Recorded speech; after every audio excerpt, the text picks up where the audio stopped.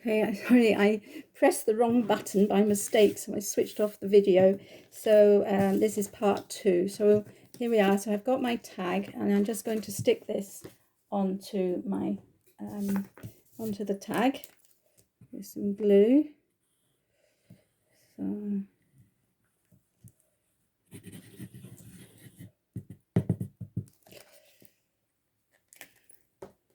okay, so stick that on there, and then I'm going to cut round the tag. Probably a better way of doing this is to stick your coloured paper on first, onto the piece of paper, onto the tag, and then cut the two things together. But anyway, this is also a way of doing it. So there we are. So that would be the side for writing on, and this is here. So while I was off camera, I chose these two little bits to make this tag. So it's a Christmas tree made out of snowflakes, which was on a Christmas card that I had one year, and I'm just going to layer it up together with this little bear leprechaun Santa. He's so sweet. So I'm quite sure I'm going to do it. Let's see, maybe we put that like that, maybe. Yeah, so I quite like that. So I'm going to stick this bit down with glue, and as we know, tags are just like small cards, really, aren't they? So we can make them as elegant and elaborate as we like, or as simple as we like. Of course, another way of adding an image is, of course, to stamp. If you've got Christmas stamps, or if you want to add Christmas wishes. And I'm going to prop this one up on foam pads. So got these. I don't know where I got these foam pads from, but they are so sticky and they come off very easily, but they stick to your fingers like mad. So I'll just cut a little bit for the ear here and the arm.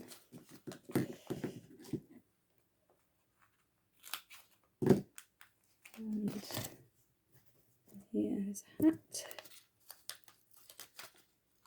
Another arm.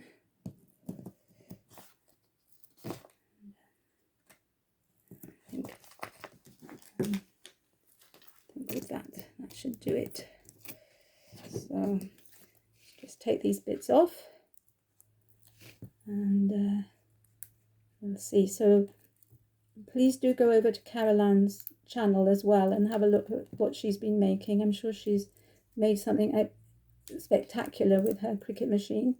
I'm just amazed at just what it can do, but I know for myself it would be a false economy to buy one, because I don't do enough crafting for that, and I can manage perfectly well with what I've got. So for my needs at the moment anyway, they're perfectly adequate. So there we are. So so this is my tag. Quite simple, but it hasn't got a hole in it. So I thought I would just show you another way of making a hole, because we might not have a hole punch, or the hole punch might be too big. So you just get your pointy tool. If I can find my pointy tool. I had it here a minute ago. Typical thing. Ah, here it is. So you get your pointy tool, you put it on something which is a bit spongy. So I've got a bit of polystyrene foam here, I think that's what it is. And then you just put your pokey tool into the cardboard and push it through. So it's right through, and then just twiddle it around a bit so that it moves smoothly, and there you have your hole.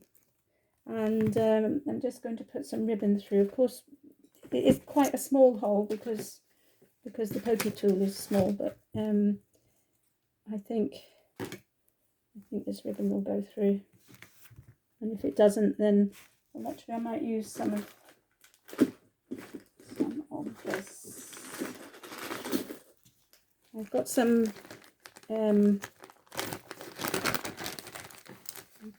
somebody gifted me this lovely gold and silver kind of like braid, and it's very fine, so let's use some of this.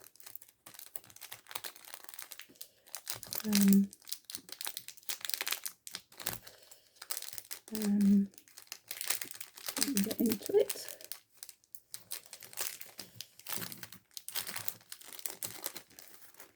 There we are. Okay, so I think the silver one is, I've got a silver element on the thing, so let's just use some of this, and all you do is you fold it in half and poke it through the hole,